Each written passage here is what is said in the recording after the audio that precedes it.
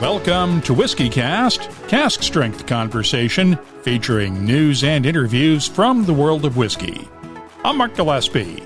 This is episode number 853 for January 10th, 2021. Coming up in a few minutes. Irish whiskey has become a kind of a phoenix version of itself. It is really a new industry, if we're talking honestly. And a lot of those new distilleries are looking not back to the 90s, to the industry that kind of gave birth to them, but a little further back again to the industry that originally collapsed in the first place. And so there was a lot of interest in what all of these closed distilleries were actually producing. Fionnán O'Connor has been digging deeply into the history of Irish whiskey for years, and now he's drinking deeply from it as well. As part of his PhD work at Dublin's Trinity College, he's been researching historic Irish pot-stilled whiskey mash bills from the 18th and 19th centuries, recipes that used a lot more than just malted and unmalted barley. Friday, he wrapped up the latest part of that research, working with the team at Boann Distillery to actually make whiskey from some of those mash bills for an upcoming blind taste test, one that might have a role in future Irish whiskey production. Our conversation is coming up later on WhiskyCast In-Depth, along with the What I'm Tasting This Week department, your voice, behind the label, and... It wasn't quite right. I think this was a recent release. There were some aspects about it that we were surprised by, let's say. And so he looked a little bit further into it, looked a bit further into the cellar and quickly became aware that there was something amiss. The news is next on this week's WhiskyCast. And now, a message from Robin Redbreast. Ever wondered where Redbreast got its name? Well, let's go back to 1912 and be glad our bird-watching founder didn't spot the bar-tailed godwit that day. Proud sponsor of WhiskyCast, Redbreast. Pass it on. Hey whiskey fans, I'm Gabriel Cardarella, brand ambassador for the world's most awarded blended Scotch whiskey, Dewars. You could probably guess I've got a lot of stories, but for me, the good ones have one thing in common. They're best told over a glass of whiskey. So hit pause, grab your bottle of Dewars, and let's get back to this episode of WhiskyCast. Let's get started with the news, and we'll begin with an update on our lead story from last week, the debate over the U.S. Food and Drug Administration's proposed user fee for distilleries that have been making hand sanitizer during the COVID-19 pandemic. As we reported last time around, Department of Health and Human Services officials overruled the FDA's plan, which would have hit distilleries with the same $14,060 user fee that other makers of non-prescription healthcare items face. Now the department has worked out a long-term solution. While distilleries will still have to register with the FDA and follow its rules for making hand sanitizer, they'll have at least a full year after the COVID-19 national emergency officially ends to wind down that business and deregister with the FDA before they owe any fees. It could actually be a lot more than 12 months, since that 12-month period will not start until the end of the calendar year in which the pandemic is declared over. Assuming that happens sometime this year in 2021, distillers will be exempt through the end of next year. Meanwhile, the pandemic continues to rage on. South Africa has banned alcohol sales yet again. It's the third time the South African government has taken that step since the pandemic began. But this time, exports of South African whiskies and wines will be allowed to continue during the shutdown. Most of the United Kingdom is back in lockdown status for at least the next few weeks. England has closed pubs, while restaurants can only sell alcohol by delivery. Takeaway sales are banned. Scotland is also in lockdown, with all but essential travel banned. As of now, distilleries are allowed to keep making whiskey, but visitors' centers have been closed. There is word that unless COVID cases start to decline soon, the Scottish government may shut down manufacturing work, including distilleries. Lindoris Abbey Distillery co-founder Drew Mackenzie Smith was one of our guests on Friday night's Happy Hour webcast. He predicted distilleries will have to deal with minor shortages of aged whiskey years from now because of last spring's shutdowns, but he is hoping that another shutdown can be avoided. I could be proved wrong. I would be very surprised if they stop whiskey because it contributes so much to the coffers. I always joke about it because, of course, we're only here because the tax records of 1494 and the duty paid on 8 bottles of malt. So I can't sit here and whine about the tax man. Well, although I do off camera, but we wouldn't be here if it wasn't for that little thing in the Exchequer Rolls of 1494, which was a taxman getting his little cut. Fortunately, the latest shutdown should have a minimal impact on Scotch whisky tourism, since many distilleries usually either shut down tours completely during the winter or only offer them on weekends. Now to news of another lockdown, or in this case, a lock-up. Police in the UK have taken a long-sought burglar off the streets and into custody after the suspect tried to sell off a stolen bottle of whiskey online. Back in October, the suspect contacted whisky.auction to ask about selling a valuable new release quickly. The auction team is more used to looking for counterfeit bottlings than stolen bottles, but even though the specifics of that bottle are being withheld until the suspect goes to court, Whisky.Auction's Isabel Graham-Yule says it raised suspicions right away. Roberta Nikita, who's our cellar manager, had shown particular interest in a very special bottle that arrived, and it wasn't quite right. This was a recent release. There were some aspects about it that we were surprised by, let's say. And so he looked a little bit further into it, looked a bit further into the cellar, and quickly became aware that there was something amiss. So, I mean, we obviously we can't tell all the details at this stage just because we're waiting for it to go to court. So the police have asked us not to divulge too much, just to not ruin the court case, really. Was this a counterfeit or a stolen bottle? It was a stolen bottle. And what's wonderful is that we're part of a large Scotch whisky community, but it's a spirits community as well. And so we rely a lot on our community and the keen eye of our team really to look out for our customers. And in this case, whenever anything's stolen at all from anyone in the industry, we normally get people tend to share a list. So here are the items that were stolen, so we keep an eye on them. In this case, it wasn't on the list that we'd normally refer to. So we were expecting to find out that this was a stolen bottle. We were fairly certain it was a stolen bottle, but we had no evidence that it was a stolen bottle. So we had to do a little bit of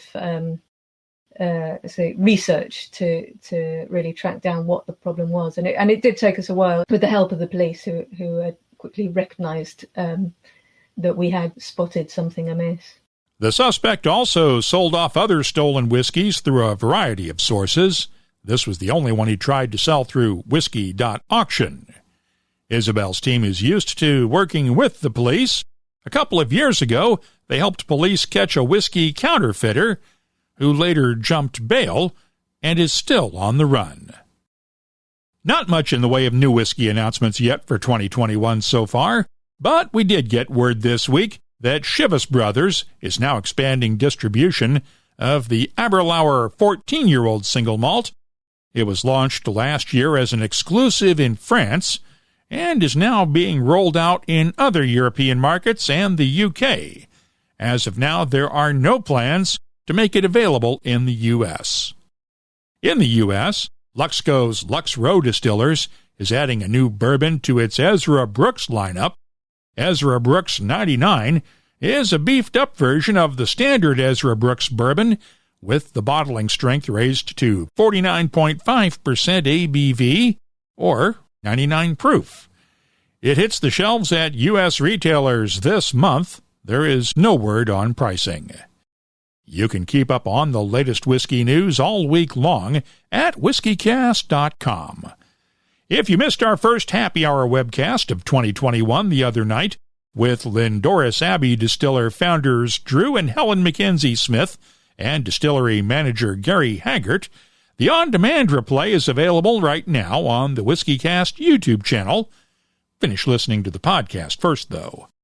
One of our most popular webcasts last year was a whiskey tasting back in April with IndyCar drivers James Hinchcliffe and Alexander Rossi, along with their off-track podcast producer, Tim Durham.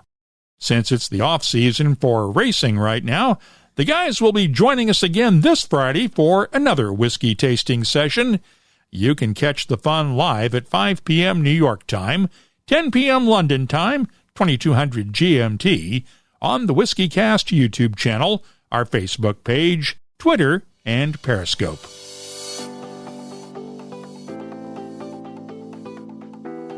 Time now for the WhiskyCast calendar of events, brought to you by Catoctin Creek Distilling.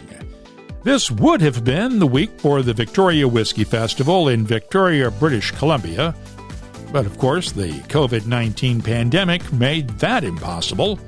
We do have the dates now for next year's return to Victoria. It'll be January 13th through the 16th of 2022. There is still time to sign up for the Spirit of Toronto's Robert Burns Virtual Tastings Series later this month. It's January 21st through the 24th. Bonhams has its first whiskey auction of the year January 29th in Hong Kong.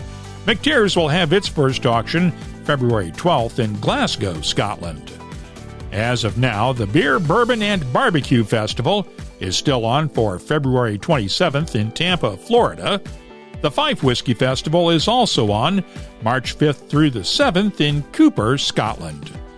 Of course, all in-person events remain tentative and subject to change on short notice because of public health restrictions.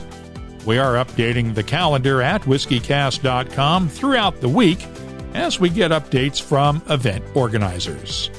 The calendar of events is brought to you by Catoctin Creek Distilling, makers of the Virginia Rye Whiskey. Catoctin Creek co-founder Scott Harris is leading his 7th annual Art of the Cocktail class this winter. It's all online each Friday night through February 12th. Scott is looking at wacky and weird ingredients you may have never tried before in a cocktail. Things like veggies, salt, chili peppers, and even beans. Get all the details at catoctincreekdistilling.com, and please drink responsibly. Hey, what's up, everybody? It's Gabriel Cardarella again, the Doers guy. I've seen a lot in my years as a brand ambassador for the world's most awarded blended scotch. Like the time I got to host a Doers tasting for some members of a major European royal family. Now, I'm not going to say which one, but they did invite me to come stay at their castle. Pretty cool, right? Well, here's another story for you. In 2019, our master blender, Stephanie Mcleod, became the first woman to be awarded Master Blender of the Year by the International Whiskey Competition. And a year after that, she won it again. Stephanie's first creation for Dewar's 15 year, is another piece of history. Sweet, floral, with notes of honey and toffee, a perfectly balanced addition to the Dewar's lineup. It's a great introduction to scotch for beginners, and it's more than complex enough to satisfy whiskey aficionados. So grab some Dewar's 15, call some friends, and make a few stories of your own. That's what a good bottle of whiskey is all about. WhiskyCast In-Depth is brought to you by the Distillers Edition Collection. No one knows definitively whether Aquavitae or Usquebaugh, the early versions of whiskey, were first distilled by monks in Ireland or Scotland. But we do know that Irish whiskey's history dates back centuries, and until the mid to late 1800s, Irish whiskey was more popular than Scotch whiskey worldwide. Much of that whiskey was single pot still, Ireland's unique blend of malted and unmalted barley, along with other grains. But the collapse of the Irish whiskey industry more than a century ago consigned most of the country's distilleries and their recipes to history. Fionnán O'Connor has been researching that history for years. Back in 2016, his book, A Glass Apart, became one of the definitive histories of single pot still Irish whiskey. You can listen to my 2016 conversation with him about that book in episode 580 in the archives at whiskycast.com. Since then, Fionnán has been working on his PhD at Dublin's Trinity College, and as part of his research, he's exploring the way single pot still Irish whiskey recipes evolved over time. The latest chapter in his research ended on Friday at Boann Distillery, which turned over its entire operation so that Fionnán could recreate whiskies of the past. We talked on Friday afternoon, just after the last recipe had been distilled. What have you been up to?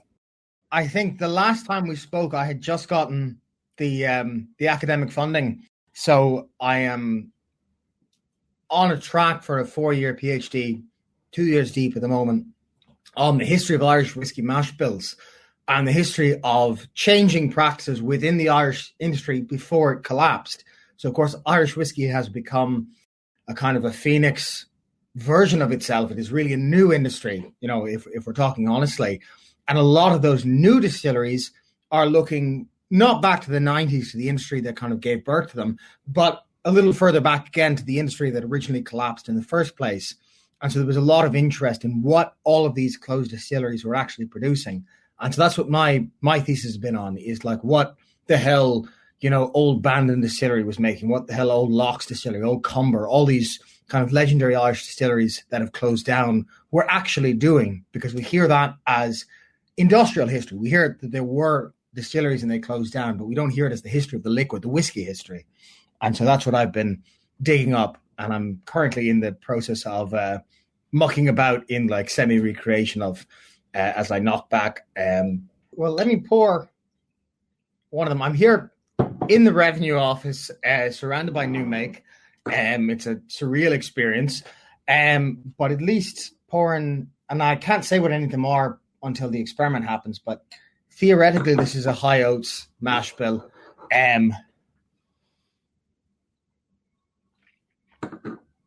It's been loads of fun. So yeah. And explain what Boann has been helping you with, because you're actually redistilling some of these old recipes, right?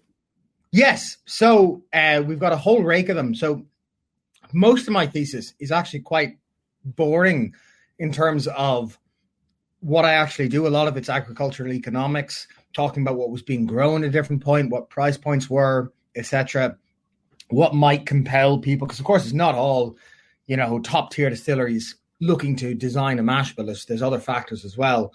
And there's that too, and that gets forgotten. There is productional choice. But anyway, at this particular moment, we are in renewed lockdown here. So I've spent my lockdown in, again, a revenue office drinking new make. I've had a grand old time. And it's just pure accident. But it's always been understood that part of the thesis would entail recreating all of these old mash bills in a controlled setting. So they've been run through the same pots at the same cut points, same fermentation times, in every other respect controllable, identical, except for the mash bill. And then they'll be put before an industry panel as soon as COVID will allow, of about 25 different distilleries. So it's all distillers from different Irish distilleries. They have to be production people, nosing all this stuff blind and filling out little cards. And again, we've taken a lot from wine theses and whatnot, trying to objectivize what's a highly subjective sensation. Can you rank these from sweetest to driest, etc., most pungent to least pungent, etc. So when those findings become available, they will then be given up to the whole industry. So Boann are providing it, but they're doing it to my specs on the understanding that this is a trade neutral endeavor. And we have to give credit to the Boann folks, because this is taking away from their production time. Oh, absolutely. And they've been great. I've been a pester the whole time I've been here. I don't think they've got a lick of work done. And again, this isn't the first day I've been propped up, happily guzzling my way through, 70% ABV new make of the 1840s. So yeah, it's been great. They've been wonderful. So how did the mash bills of the 1840s differ from what they're making today in Ireland? Okay. So in general terms, when we think of Irish pot still distilling, we think of malt and raw barley. And in truth, malt and raw barley is really what survived of that history. When everything fell apart in the early years, and I think I brought this up in at least one written document before, when the Irish folklore was commissioned, in the early 1900s, there's a great line where they say, the house is on fire and we're saving the furniture, as in everyone who believed in all these folktales is actually dying off, and we're trying to write down what they all believe before they all go. And that always stuck with me, that kind of Seamus Ennis generation, that all this is vanishing fast. And you look at these Irish whiskies from the 60s, and they're all chock-a-block, like 15 to 20% oats. And nobody knows that's what they are. Nobody knows that old Redbreast from the 60s was loaded with oats. Again, like about 15% of Redbreast was oats, and about 5% was wheat, and then the rest was malt and raw barley. That this connection is threadbare at the moment, but is about to be actually broken, where it's harder and harder to get these at auction than it used to be. Societies used to pour these, now they're getting a bit dearer. And I wanted to kind of reach back while that is still intact and kind of explain to people what they've probably already had before, but what they didn't know they were having. And when you look like Irish whiskey, Irish pot still, of course, does have that malt and raw barley symphony going on, but, it's not just the violins. There's also the oboe playing in the background. There's all the minor instruments that were there originally, and it's been homogenized to a violin solo, but that doesn't mean there wasn't, a more complex history behind it. So yes, Irish pot still as it exists now is the direct descendant of that, but that used to be a lot more complex. And that's what the thesis is about.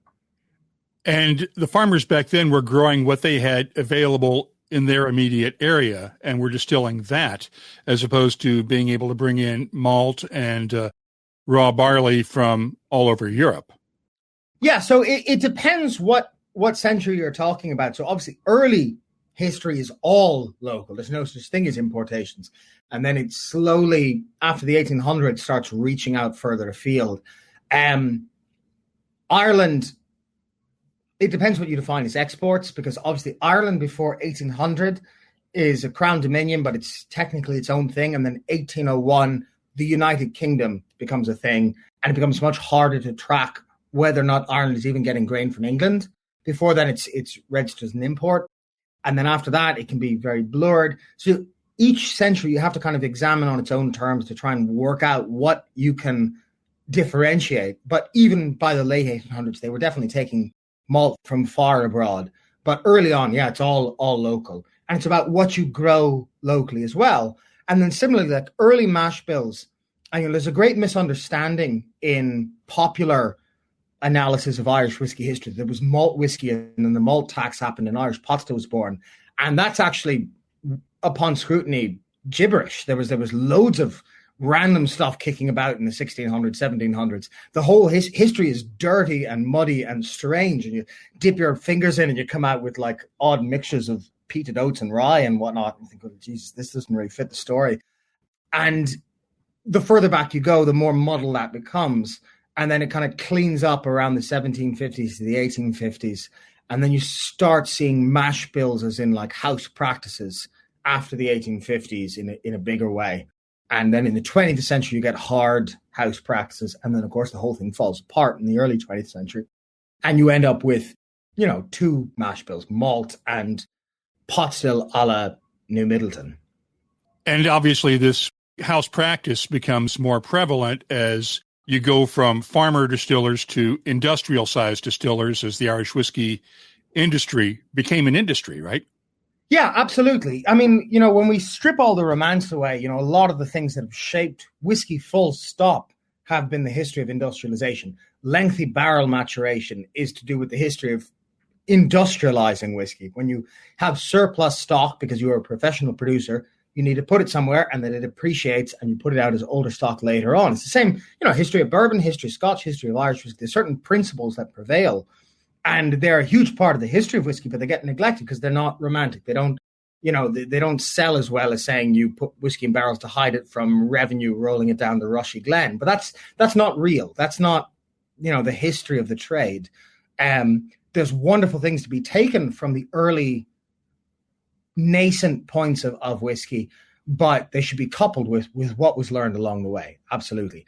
And as it happens, the history of, when we look at like American whiskey mash bills now, and people talk about exact percentages, that's the end point where you start talking about exact percentages. The further back you go, the more kind of rough and ready mash practice becomes in general, So it's not just the history of Irish mash bills, it's the history of the evolving concept of mash bills and how Irish mash bills in any state of the word fit into that.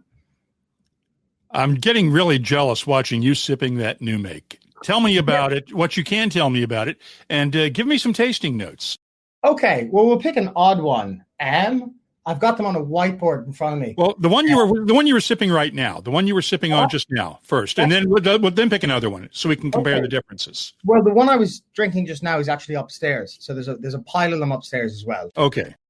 Here's a very strange one. So this one's from the early 1800s, so at least the most or among the more exotic ones because it's so far back, and these are all, again, off the still, so I should, literally off. They're not even casking strength there.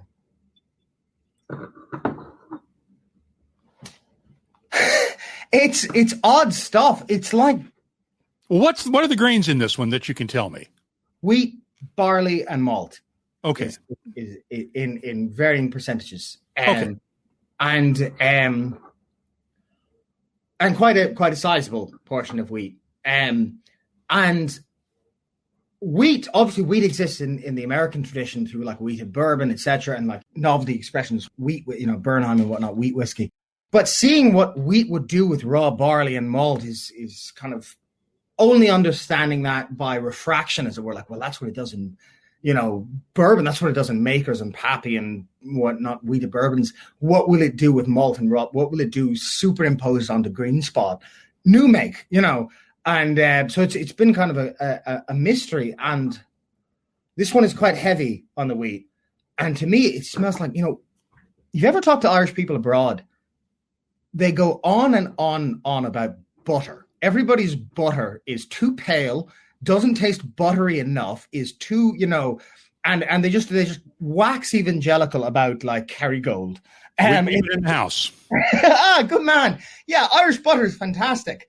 And even if you look in the history of medieval Irish food, so like old Gaelic food, if you look in the Middle Ages, the Gaelic cuisine, which was kind of leveled by the potato later on, revolved around dairy. The Gaelic societies were pastoral. They obsessed over milk, obsessed over dairy.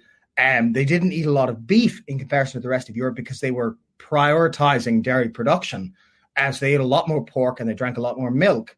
And I think that medieval sensibility has translated very, forget the potato or any of the like Irishy foods. When Irish people go abroad, they just crave, like whole fat milk, cream, butter, that kind of stuff. There's this very primal link between Ireland and like whole fat lactose, and for me, that's what it rings of. There's that weird like little milk sensation that kind of just off the cow dairy turned, almost like double cream, like cream that's no longer sweet, but cooking cream. And when you take that infamous pot still raw barley texture, it just makes it turns into actual butter in your mouth. That oil mixed with that dairy fat just becomes like, I am become butter churn destroyer of worlds. It's a primal sensation, So a lot of this stuff, it's familiar in a certain sense because it's got malt and raw barley in it, but it's alien in certain senses. And then you can kind of see, well, there is a reason people adore this stuff as well, So it's a weird kind of half light at the best of times, things that are familiar and things that are alien. Now let's try something with that oats or another grain in there that would be something completely different. Grand. So we'll get something with a hefty oaten content.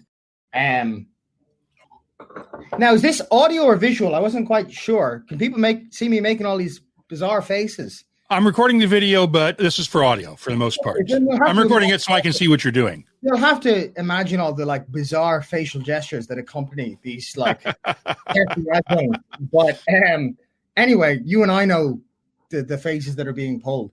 We may post a couple of pictures of still video grabs. I mean, you know, I'm not a pretty child. You know, I've given up the battle on pulling faces long ago, but it still amazes me how reactionary some of these gestures become after trying this stuff. Not just me, but with people in general, because they are primal. I mean, what is it? The late great food writer James Beard, I think he has a line. He says, you know, there's no smell in all world cuisine like the smell of just baked bread. And, you know, there's something about baked bread that kind of, you know, beyond food and drink, baked bread like taps into something elemental in us, you know, and I feel it. Maybe this, you know, the problem with myself as much as anything, but in some of these whiskeys, I feel that strange primal, you know, carbohydrate smell. It taps into something elemental. But with the oats ones, you know, the oats ones is fast. I mean, of course, you get novelty oat whiskies in, well, I don't want to say novelty, but, you know, you get experimental oat whiskies in the US, some of the craft distilleries playing about. Oats, historically, I mean, the first grain of Irish distilling is raw barley. The second grain, historically, is oats. Oats were huge. Oats were often higher than malt.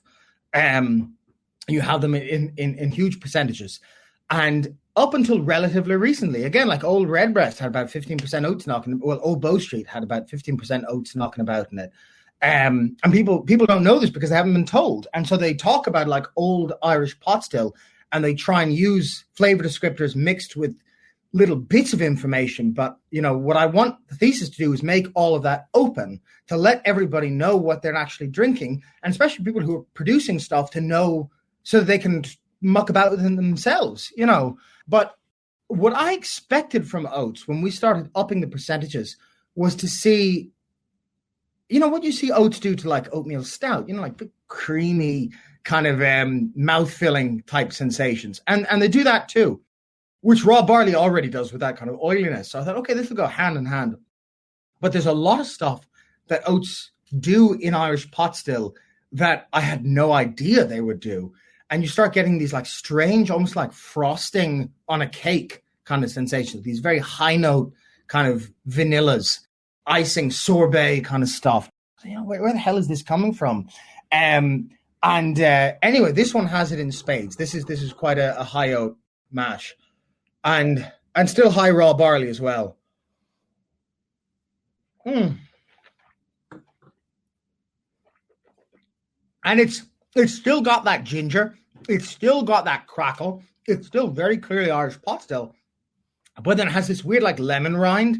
It has this weird, almost like, I mean, stardust is not a tasting note, but I heard someone upstairs use crack cocaine. You know, I imagine to an addict, this is what like angel dust tastes like. There's a weird high note kind of mix of crackle and vanilla, which Hollywood has led me to believe is what, you know, hard drugs when you crave them would taste like. It's a very strange sensation. It still has that ginger. It still has the oil. I should qualify. But yeah, especially in comparison to that high wheater before, you know, there as you look at bourbon with wheated bourbon versus high rye bourbon, even though extremities of bourbon, it's like that. They're still very cohesively part of the same thing. They just taste radically different internally, you know. Now, you can't make these mash bills today under the current Irish whiskey standard, can you? No, unfortunately. So you could still call them Irish whiskey and be mistaken for an innocuous blend, which is unfortunate because it's often used as a kind of an apologetic card saying, well, you could still call this generic Irish whiskey, and well, no one's going to make that because no one can sell it. And, you know, they are historically, by any historical metric, by any definitive metric, they are part of Irish pot still distilling heritage. They do belong to the lineage that produced Green Spot and Redbreast and the gang. I should clarify, you can't legally call them single pot still. Correct. And I think there's a vote. What is it? The 24th of March, there's going to be a big vote on that. So just by sheer accident, the thesis research has become quite topical. So I've been asked by quite a lot of people about the background to this stuff, which is great. You know, like love always wins. You know, this is the truth. You know, and I do think it's so not just indefensible to prohibit it, but it is so entrancing to allow it that it just can't be withheld, you know. And it does taste like Irish pot still. It just tastes like weird. It's like looking at an individual and seeing all of their cousins and family instead of just them. But they all still look alike. They all still, you know, have, you know, the great expression here, look at the head on him. You know, where you see someone, you're like, no, he belongs. He's an O'Connor. You know, look at the head on him. You know, you wouldn't mistake them for somebody else's family. And let's explain, though, why this can't be called Irish pot still whiskey, because of the technical file that was created several years ago that was filed with the European Union that sets out the standards for single pot still or pot still Irish whiskey. Yes. So a couple of years back, there was a geographic, I almost said a gentrified identification, which would be kind of close to the, you know, how some people talk about it, a geographic indication. So like the way champagne is governed by the European Union, or the way like Parmesan cheese or any sort of regional product. So Irish whiskey got one, and Irish single pot still among the categories therein. And it was defined for the first time in its history. Well, there's an attempt to define it in the early 1900s, but for the first time legally in its history, as at least 30% malt and at least 30% raw barley, which I agree with. If we're going to talk about Irish pot still as in like the Irish way of operating a pot still, as opposed to just pot still distillation in Ireland. Yeah, okay. If you want to talk about like historical precedent of like an Irish practice, that absolutely fits. And then it said no more than 5% anything else, which is, you know, historically abhorrent, and is not true, and doesn't even fit a lot of the stuff that's poured as Irish pot still today. And I think it will change. I think it has to change. I think public cognizance will make it change, you know. Who's doing this vote? Is this within the Irish Whiskey Association? Is this the distillers? How is this being done? So there's the Irish Whiskey Association, which is a lobby group made up of participatory distilleries. And they have a technical committee internally, which is made up of 14 people. And those 14 people, as I understand it, will be casting a vote for the IWA's official position. And I stand to be corrected on this. That will determine their position. And it can be achieved locally. If you look at other GIs, sometimes this idea is floated that it's all very mysterious and has to go through Europe. And then you look at other GIs across Europe and you see like, you know, okay, can some bizarre Spanish wine use white American oak? And the GI has to be amended. Say, yeah, of course, that'd be fine. You know, you can make wine in the, you know, northwest of Spain and still call it Albarino using American, you know, they're fixed all the time. Can you make vegetarian derenatized Parmesan cheese? Yes. Okay. That has to be fixed, you know. So yeah, it can be seemingly fixed locally. Matt Healy, who was basically the matchmaker getting into Boann in the first place, has quite a strong understanding of how it goes about being fixed. And Matt is a drop of clear water in a muddy pool of bullshit when it comes to talking about how these things are amended, you know. And Matt assures me, no, it can be done locally. And we're talking about @PotStilledMatt on Twitter, right? Yes, yeah. Matty Healy, pot stilled. Unfortunately, I'm a generation behind myself, and I talked about people using their real names. But yeah, Matt Healy is pot stilled. Matt, whatever he calls himself on Twitter. And Matt is an employee at Boann and basically talked him into doing this in the first place. So I have a great debt to Matt. So of the 14 industry representatives who are on this technical panel, how many of them are taking part in your tasting later this spring? Well, okay, so we've got, there's... You don't have to name names. I'm just curious how many of them. About half of them are actively on the tasting panel. A few more of them represent companies who have somebody on the tasting panel, because the panel is drawn up exclusively of production people. You have to be a distiller or a blender. You have to be in a flavor creating role. So some of the people on that set of 14 are other positions in companies whose distiller is on the panel. So, you know, if we're to talk about who has somebody on the panel, it's more like 4 out of 5 out of 14, whatever that translates to. But yeah, we have a strong association. And the panel itself is all done blind. Nobody knows what they're getting. that will be drawn of about 20 to 25 distilleries. So we've got 20 on board. We've got space for 25. We've got a few people coming from outside the country, drinks consultants, etc. So there's a bit of wiggle room as well. But it's all production, definitely. What comes after this for the rest of your PhD work?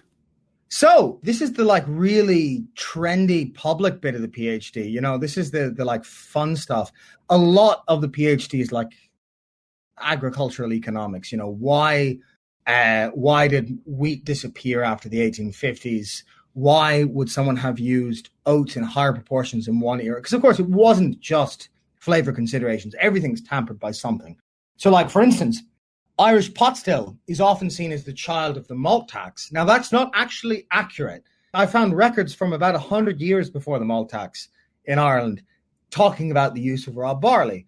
What these do is they put very strong pressures on one thing or another, and they start guiding people in one direction or another. But history is not absolute. It's not like A led to B, led to C, led to D. So you already see adjuncts. So again, the great myth is that there was Irish whiskey. The huge myth was that there was Irish malt whiskey and that it all hit the malt tax. And we get the date of the malt tax horrendously wrong across Ireland. It's embarrassing. But the Irish malt tax was 1785, and it was repealed in 1855. And then the Irish pot still renaissance, the time that everyone goes on about, was 1860 to 1915. So actually, by the time all these great Victorian distilleries were on the go, by the time Alfred Barnard was doing his book, the malt tax was actually irrelevant. It was gone. It would have been long gone. So people kind of cherry pick bits of history and then turn it into a very easy version of itself. And my job is not just the fun bit to find old house practices, but to kind of make an argument about why things evolved the way they did, why they homogenized, why they went away. Not just pot still, column stills as well. But the pot still is the bit that everyone's interested in. But there is a whole section in there on Irish column stills. I think this has changed the story that you've told over the last few years, because I remember being in a bus with you riding around St. James's Gate in Dublin talking about the malt tax and Sir Arthur Guinness and the distillery owners back then, and Sir Arthur Guinness wanting the malt tax to try to punish his competitors in the distilling industry because he wasn't using much malt on the brewing side of things at Guinness. Correct. And that's still a part of it, and that weird intercourse between Irish distilling and brewing. Yeah, Guinness was never a friend of the Irish distilling industry, ever. Actively lobbied to make life difficult for distillers. And unfortunately, the joke ended up being on him because the malt tax was done away with for spirits, not for beer. So they actually got slapped with the malt tax much later than Irish distilling. It was only under Gladstone that the malt tax was done away with for brewing. So there is that back and forth. That's strange they coexisted with each other. And I think that's where a huge amount of the misunderstanding comes. Irish whiskey belongs obviously to Ireland in terms of legislation, and Irish legislation is already complex enough because Ireland has been part of the fledgling British Empire, belonged to the monarchy of England before the creation of Britain, before England and Scotland kind of absorbed each other. And then before the creation of the UK, in the UK as a concept doesn't exist before 1801. And Irish law before then, Ireland belonged to the monarch of England, but was actually a separate territory. And so it had its own weird internal laws. And then in 1801, it's all homogenized into the United Kingdom of Great Britain and Ireland, which then in the 20th century became the United Kingdom of Great Britain and Northern Ireland. But these laws often get muddled because the history is already odd to begin with. And so oftentimes people quote random stuff that is not actually politically accurate for one historical moment or another and say, well, the malt tax in England was this. And well, no, it actually wasn't the same, blah, blah, blah. So in Ireland in the 1700s, we actually had a separate parliament in what's now the Bank of Ireland. Unfortunately, it should be the Irish Parliament today. These august buildings, you might even have seen them across the road from Trinity. These very stately Georgian buildings that belong to the bank because they bought them for a song in the 70s. But they were the old Irish Parliament buildings. And it was run by a guy named Henry Grattan. And Jemison used to wear Grattan's ears off trying to get him to make life difficult for distillers. But then, of course, it suddenly became the United Kingdom, and all that ceased to matter anyway. And Jameson didn't have anybody's ears because he's just a local brewer in some random part of the UK. Wait a second. You mean Guinness? You're saying Jameson. Guinness, my God, there's a Freudian slip. No, Guinness, Arthur Guinness would badger, oddly enough, to make life difficult for the likes of Jameson. Too much of that new make, I think. Mark, I've been drinking new make since like 8 a.m. This has been a long day. I have never gotten, I had great hopes for like doing a lot of the thesis at the same time that I was here, because I imagine there'd be a lot of downtime. But actually, no, it's just been having, basically wearing off the work time of their distillers, having a great time, knocking back 19th century booze, talking about, the wheat goes up here and there. And I can see the owners lamenting the like drop in productivity of their workforce as they're here in this revenue office to me, again, like examining what happens if you knock 10% wheat up in like 1890s booze. So it's been loads of fun. But yeah, as of tomorrow, I'll be back in a very dry setting in a library, going right back into the books. So today has been the last day. There was a lot of merriment today because the last mash bill came off today. Well, they're doing the Lord's work, and they'll be rewarded for it in heaven, I'm sure. Oh, absolutely. Yeah, no. They'll be rewarded for it. They'll be rewarded for it in 3 years when this stuff comes of age, So they get to bottle this then? So I think my understanding, so the deal I have with Boann is that they do exactly what I ask, which is a huge ask in the first place. And then they can do with it commercially what they like. And I believe they intend to sell them to people who want to buy a cask of it, and then it becomes good press for them. So, I'm happy enough to stand in front of a camera and say how useful and how helpful they've been, which is no more than the truth. So Matty's upstairs currently like ringing people and letting them know they can buy, you should know there's a cask on the go, blah, blah, blah. But that has nothing to do with me. To follow up on our discussion on the potential for changing the technical file that governs Irish whiskey production, I checked with the Irish Whiskey Association. Executive Director William Lavelle told me in an email that the March 24th meeting Fionnán referred to is just one of what's likely to be several meetings starting late next month and continuing into March for both the 14-member technical committee and the association's council representing all of its members. Any proposed changes to the technical file would come as recommendations to the Irish and UK governments along with the European Union. That's because Irish whiskey is the only regional whiskey designation that spans 2 countries. But since Northern Ireland is still part of the EU's trading area following Brexit, the EU's final decision would be binding. That's WhiskyCast In-Depth, brought to you by the Distillers Edition collection lineup of single malts from Diageo's classic malts. Look for the new 2020 editions of Oban, Talisker, Lagavulin, Cragganmore, Dalwhinnie, and Glenkinchie at a whiskey shop near you. Get all the details at malts.com. The What I'm Tasting This Week department is brought to you by Sagamore Spirit. Without getting into politics, let's start with one of the bourbons from Northern Virginia's Filibuster Distillery, just outside of Washington, D.C. My sample of Filibuster's single-barrel bourbon was bottled at 57.3% ABV and was matured for 2 years and 4 months. The nose has notes of honey, vanilla, tobacco, toasted oak, and a touch of leather. The taste has a nice black pepper spiciness balanced by caramel and honey, along with touches of vanilla, baked apples, and tobacco in the background. The finish is long with lingering spices and a nice oakiness. I'm scoring the Filibuster single-barrel bourbon a 91. Got a sample of the new George Dickel 15-year-old single-barrel Tennessee whiskey over the holidays.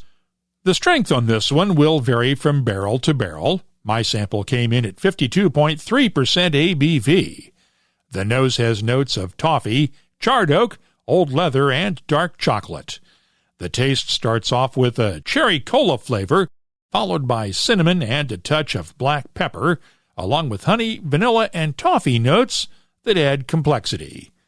The finish is medium length with lingering touches of oak and leather. I'm scoring the George Tickle 15-year-old single-barrel Tennessee whiskey a 91. I'll have more tasting notes in just a minute, but first, this week's tasting notes are brought to you by Sagamore Spirit Rye Whiskey. Want to find out how Sagamore Spirit is reviving the tradition of Maryland-style rye? While in-person distillery tours are on hold right now because of COVID-19, you'll find a variety of virtual tours, tastings, and other experiences at the Sagamore Spirit website. While you're there, sign up to become a member of the Whiskey Thieves, and you'll get the first notice when distillery tours resume. You can get all the details at sagamorespirit.com. Please drink responsibly. I had the chance to taste Cask 88's bottling of a 2001 Laphroaig single cask that was finished in a Chateau Léoville-les-Casses Bordeaux Barrique cask.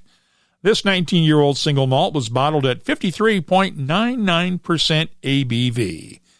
The nose is musty and earthy, with a good peatiness, followed by blackberry jam and dried fruits.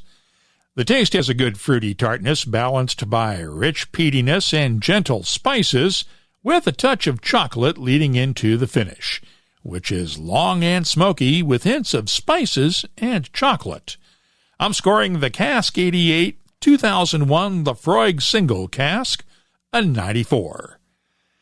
Finally, I received a sample of the Boann 2019 Distillers Edition series release that was distilled back in 2005. It's finished in Montilla Fino sherry casks and bottled at 43% ABV. The nose is warm and fruity with hints of figs, dates, plums, and a hint of molasses. The taste has notes of black cherries, raspberry jam, and a hint of strawberries that are balanced nicely by touches of figs, dates, and honey. The finish, long, fruity, and luscious. I'm scoring the Boann Distillers Edition 2019 release a 93. The What I'm Tasting This Week department is brought to you by Sagamore Spirit.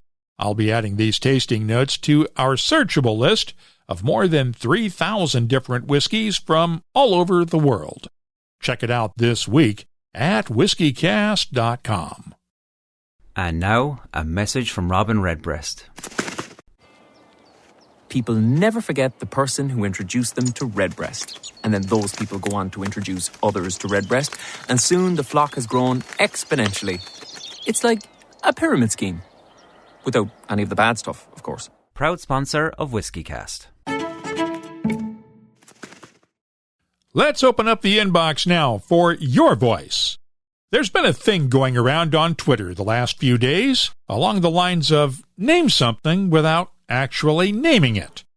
For instance, tell us your favorite type of whiskey without actually saying it. That's the version I tweeted out this weekend, and you did not disappoint me with your comebacks. For instance, Matt McGinnis in Austin, Texas put it this way: I'm into the newest of the new haute couture. I only wear my barrels once. Hashtag, this is whiskey. Along those same lines, David Prophet tweeted this from Tennessee. 95% of it is made in Kentucky, last I heard. It all goes well with dark chocolate and sounds like suburban without the "suh." Anna H. at Will Run for Whiskey. They have two distillery cats named Smoke and Pete. Now, to decipher that, you would have to know that Smoke and Pete are the current generation of distillery cats at Glenturret in Scotland. From Sean Lobley, I don't have a single favorite, but one of my favorites used to require a team of 16 men to distill it. Of course, that refers to the 16 Men of Tain at Glenmorangie. From Inspired Aqua CA in British Columbia, still family-owned today, purchased by the family in 1865 for £511 and 19 shillings. Can you guess that one? I'll give you a second. Joel at Odysseus Unbound tweeted this from Ontario. My favorite whiskey tastes like kissing a mermaid after she's eaten barbecue. And Brian Leininger tweeted this from Kansas City. It has no cannabinoids, but it's found in pot still. Now, did you guess the one from Inspired Aqua CA? Well, the Grant family purchased Glenfarclas Distillery back in 1865 for the whopping price of £511 and 19 shillings. By the way, given an average inflation rate of 3.17% annually since 1865, that £511, 19 shillings would be £64,651 today. That would get you a 56,000-pound magnum-size bottle of the 63-year-old Glenfarclas Pagoda Sapphire Reserve Gold Edition, with some change left over. Thanks to everyone who played along with us. If you have something you'd like to share with whiskey lovers around the world, you can always get in touch with us on Twitter, Instagram, or Facebook at WhiskyCast. The email address, comments@whiskycast.com. Let's wrap up the show now with Behind the Label, our look at the history, science, and all that other stuff that combine to make whiskey unique. It's brought to you by Writer's Tears. I got this email from Bob Wilder this week. My daughter introduced me to WhiskyCast, only fair since I introduced her to whiskey some time ago. I not only subscribe to new podcasts, but am slowly going backwards through older podcasts. I'm back to June of 2019. I have come up with several questions, but will send them in separate emails so they each get individual attention. First, I know oak barrels are used for whiskey, but has anyone ever used maple? Naively, one might think it would impart a sweeter flavor to the whiskey. I mean, who ever heard of putting oak syrup on your waffles? I learned recently in a WhiskyCast In-Depth that the part of the tree with the sap is not used in barrel making, and that the heart of the tree gives its flavor from all the poisons and insect deterrents that are there to preserve the tree. So maybe maple wouldn't be sweeter or better, but has anyone ever tried? Thanks, Bob. Well, Bob, thank you for your emails, and I'll answer your other questions privately. Yes, people have tried maturing whiskey in maple barrels before, but there are several really good reasons why it doesn't work. Look at a piece of oak next to a piece of maple, and you'll see one of the main reasons why. The grain in oak is much tighter than that of maple wood. As a result, oak barrels don't leak much or at all, while maple barrels can be very leaky. Back in 2010, Woodford Reserve's annual Masters Collection release was finished in maple wood. At the time, master distiller Chris Morris told us they were lucky to keep the whiskey in those maple barrels for just a few months before the leaks started. It's also harder to make barrels out of maple in the first place. Cooperages use steam to make wood staves pliable so that they can be bent to form the shape of the barrel, and the wood will hold that shape once it's dried. Maple does not handle that process well, and the staves are more likely to break. Maple makes great furniture, but not barrels. Bob, I hope that answers your question, and please tell your daughter thanks from us for sharing WhiskyCast with you. If you have something you'd like us to look at on an upcoming episode, just use the contact form at whiskycast.com to get in touch with us. Behind the Label is brought to you by Writer's Tears. Writer's Tears Copperpot. The tears of Ireland's great writers, bursting with flavour, humour and angst. Bottled for you to taste. No writers were harmed in the making of this premium Irish whiskey. Writer's Tears Copperpot. That's all for this edition of WhiskyCast. You'll find links for the stories in this episode in our show notes at whiskycast.com. That's also where you'll find the latest whiskey news, along with my tasting notes, the calendar of events, the whiskey photo of the week, and of course a complete archive of all of our past episodes going all the way back to 2005. We love to hear from you. You can always get in touch with us on Twitter, Instagram, and Facebook at WhiskyCast. My email address is comments@whiskycast.com. At Dewars, we love a good story, and that's why we're always writing new chapters. Like our Caribbean Smooth whiskey finished in rum casks, or Illegal Smooth finished in mezcal casks. As a 174-year-old brand, we could rest on our laurels. Instead, we'd much rather continue writing. Because when you keep telling the same old story, that's when people stop listening. And now, a message from Robin Redbreast. Ever wondered where Redbreast got its name? Well, let's go back to 1912 and be glad our bird-watching founder didn't spot the bar-tailed godwit that day. Proud sponsor of WhiskyCast. Redbreast. Pass it on.